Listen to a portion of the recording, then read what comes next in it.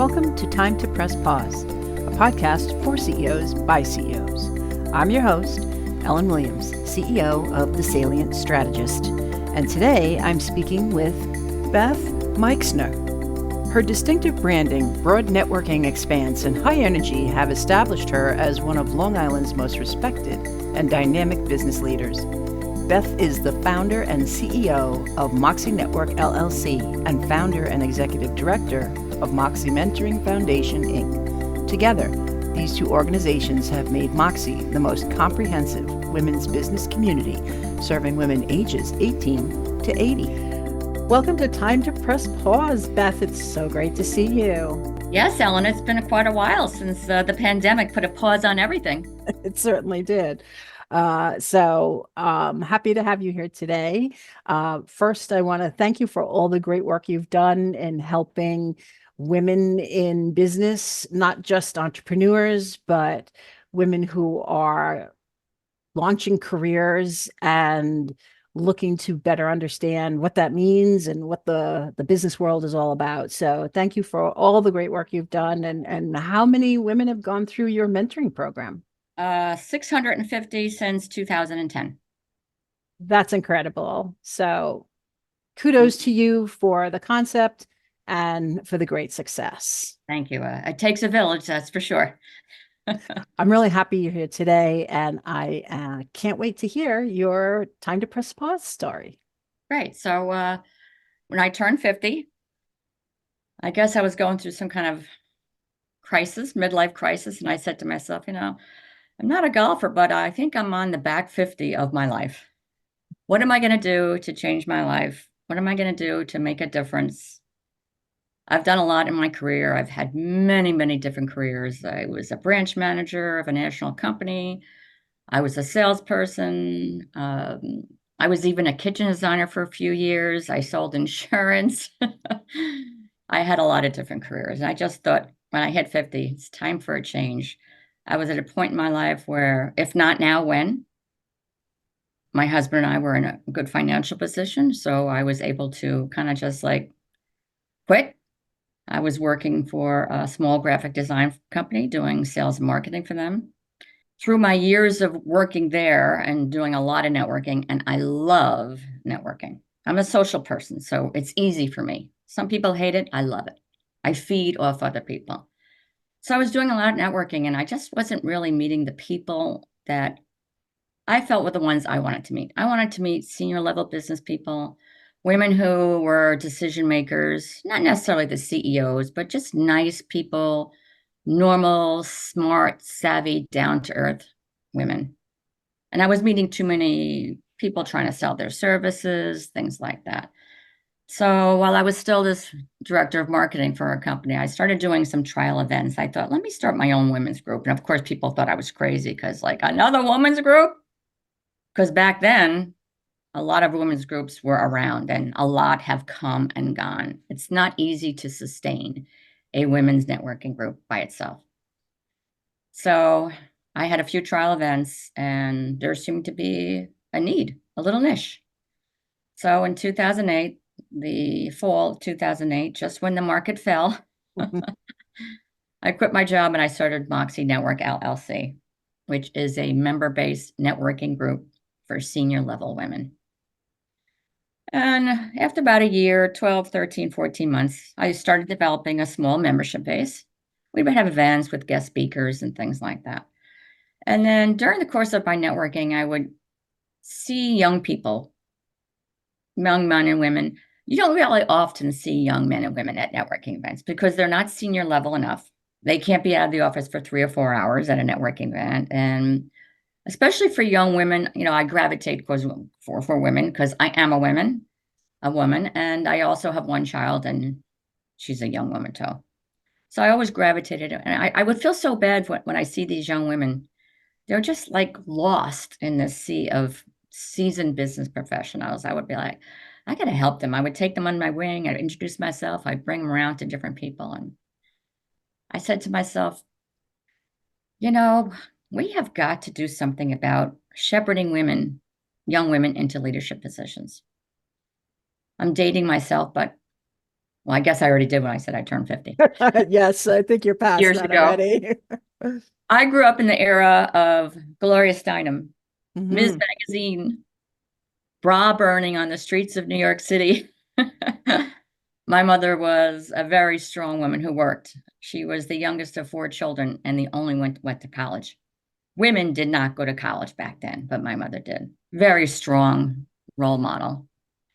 So I said, gee, there's a need for these young women in their 20s. They need to be helped. I'm going to reach into my membership base of Moxie Network. I'm going to try to start getting some mentors because I felt my personal answer to the lack of women's leadership was through mentoring. So I'm going to get some of the members of Moxie Network to become the mentors. I was going to start with the women in their 20s, and I said to myself, I think that's too late. Let's start with the college girls. So if they go through 1 or 2 years of this program, mentored by a seasoned businesswoman and going to networking and business events, they'll have a leg up on the competition. They'll know how to act at interviews. They'll be poised. They'll know how to act in general. They'll start having more confidence in learning basic business skills. And they really will be one step ahead of their competition in college when they're going to interviews. So in 2010, we launched our first college mentoring program called Junior Moxxie. It exists today. It's a very, very big program. We pair up one college student with one seasoned businesswoman for the fall and spring semester. They meet each other in person. Now it's online, of course. They meet each other twice a month. And then Moxie wants to take some of the burden off the mentors because they're busy women themselves. So we take the students on field trips or we have webinars. So fantastic trips, LinkedIn, Google, Jazz at Lincoln Center, Eyewitness News, CBS News Radio. I mean, you name it, we've been there. New York Yankees. So they're really great experiences. And it teaches the young students that, well, if you want to work at LinkedIn or Google, you don't really have to be a coder. They need English majors. They need mathematicians. They need HR people. They need people like you, right? Every business. So, and I think college doesn't really prepare them for that. So we kind of fill in the gap from college to career. And then that program very, very well. So I thought, well, now we've got a real big gap between the college students and the women of Moxie Network. How are we going to fill in that gap?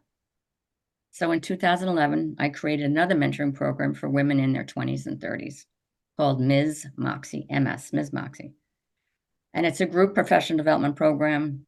We'll have up to 10 young women in each group, overseen by 2 co-mentors, and they meet every 2 weeks and discuss a specific topic in business. So those 2 programs have really been carrying us for many years.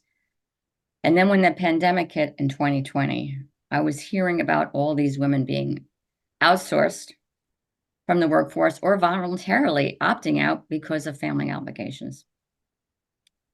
And we had a board meeting and I said, we've got to do something. We are perfectly situated to help these women. So in 2 weeks, I put together a brand new program called Moving On with Moxie and opened it up to any woman in job transition. It's a free 10-week online program. We bring in guest speakers each week, and we get them ready to re-enter the workforce. So between so the network was doing the mentoring in the beginning, but the mentoring became so vast. In 2012, we actually split them and created the nonprofit called Moxie Mentoring Foundation, which is a 501c3. So I'm the founder of both Moxie Network and Moxie Mentoring Foundation. 95% of my time is spent on the foundation. It's a passion and there's a lot to do, but it's extremely rewarding. All of our volunteers are women, and they are all so rewarded by the experience. I've had mentors that have been with me 7, 8, 9, 10, 11 years. Wow. That's how rewarding the program is. So it's been quite a journey. I'm still learning, but it's rewarding to see how some of these young women have blossomed, particularly in some of our programs. We've had young women in the programs for up to 5 or 6 years. And when we look at them, myself and our mentors, we are just beaming with pride of how they have blossomed into such successful, compassionate, effective, motivated professionals and future leaders.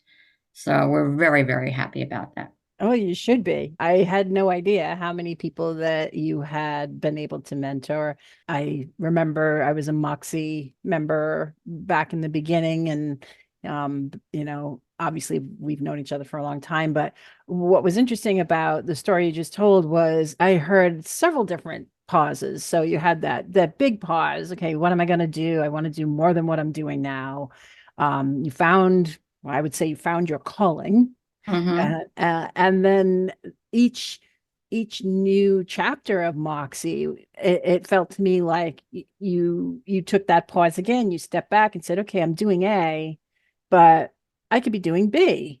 Right. And developed that. And then you were like, "Okay, I'm doing A and B. I could be doing C," and you developed that. So I think that's an amazing progression, right? So it's not necessarily a single Right. time that you press pause, where you have the opportunity to grow in multiple different directions when you identify that I can do more than what I'm doing, and I see the opportunity. I'm going to evaluate it and see how I can step into that. Right. I guess I'm never satisfied. I always feel that no matter how good, it can always be improved, right? Always. I've had many people over the years say to me something, oh, it must be so rewarding now. You finally, you did it. You can sit back and relax. And I say, what? The women are, the world is constantly changing. You've got to keep up. I'm aging, but yet the women we mentor are still the same age. So I've got to stay relevant to these 18, 19, 20-year-olds, even though I'm getting much older. So Yeah, it's yeah. really important to think of it that way. You don't want to appear as if, you're somebody's grandmother, but it's funny. We talk about a lot of the women in Moxie and the mentors, and we always say, your kids never listen to you. And although my daughter for the last 10 years has been listening to me, before that, I've mentored 650 young women. Every single one of them would hang on my guidance and advice, but not my own daughter. And that's the difference between being a mother and being a mentor. Yeah, It's I hear you. I have two daughters.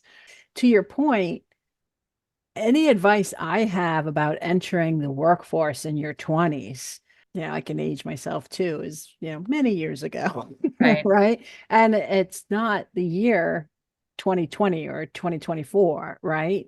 So what is happening in the world today? You have to stay relevant to be able to give any kind of advice on how to manage that. right, right. Yeah. And that's sometimes I struggle. I'm not that tech savvy, but I don't really have to be as long as I have people around me that are tech savvy. I don't have to do it all. I just have to have the right people around me that can fill in the blanks. That's kind of what I'm working on now, is now I'm going to be starting another chapter as I transition into my retirement years. I'll give it another 2.5, 3 years. I'm not going anywhere Hmm.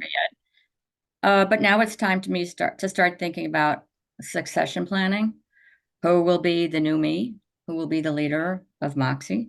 It will take several years of transitioning and succession planning to get it done. I have begun, the board has, and I have been working on it for, I would say, a good year, and we will be in good shape in the next 2.5, 3 years. I And then have I'll, no doubt. So you had this press pause at 50, and now you had a second press pause where, Mhm, okay, I can't do this forever. And I love that you said I can't do everything, right, because so many of us try. Um, so you can't do it forever. You're preparing for an even another pause, right? So then now, once you do succeed and someone else is running Moxie, you're going to have an opportunity to create another chapter. that's what my husband's afraid of. He's like, I'm so afraid you're finally gonna back off Moxie and then you're gonna start something else. You're never gonna be done. I'm like, well, I love working. What can I say? I mean, Do I want to work this hard as I get into my older years? No. But it's still rewarding. And I'm always going to do something. I don't play golf. I don't play pickleball yet. Maybe I will. But I'm just not, I love working women. Congratulations on your planned exit and continued growth. If I've ever really gone, I'll probably be some kind of consultative role, I imagine. Sure. In the years. I could imagine as well. Beth, this was really wonderful. I appreciate you taking the time to speak with me and sharing your story. I'm sure that the listeners learned a lot about not just Moxie, but having a little Moxie too. Yeah, exactly. Well, thank you for the invitation. It was great to see you again, Ellie. Thank you for listening to this episode of Time to Press Pause. To learn more about Beth Meixner, go to MoxxieNetwork.com. To learn more about me, go to thesalientstrategist.com. And be sure to join us again wherever you listen to your podcasts.